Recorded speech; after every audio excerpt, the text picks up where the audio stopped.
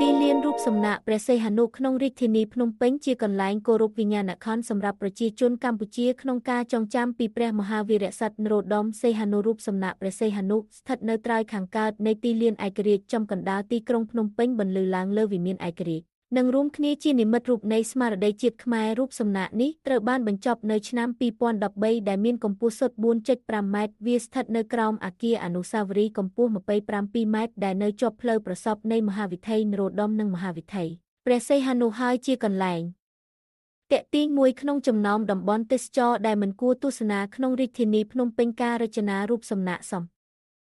សីហនុស្លៀកពាក់សម្លៀកបំពាក់ប្រពៃណីមានទឹកមុខស្លូតបូតនិងសម្លឹងយ៉ាងម៉ឺងម៉ាត់ជានិមិត្តរូបនៃព្រះជន្មរបស់ព្រះអង្គដែលឧទ្ទិសដល់ឯករាជ្យជាតិនិងការបង្រួបបង្រួមជាតិរដ្ឋាភិបាលកម្ពុជាបានសាងសង់រូបសំណាកសំរិទ្ធនិងប្រាង្គអនុស្សាវរីយ៍ដើម្បីទុកឲ្យកូនចៅជំនាន់ក្រោយចងចាំនៅវិភាគទានជាប្រវត្តិសាស្ត្ររបស់ព្រះបាទនរោត្តមសីហនុនិងគោរពវិញ្ញាណក្ខន្ធស្នេហាជាតិរបស់ព្រះអង្គ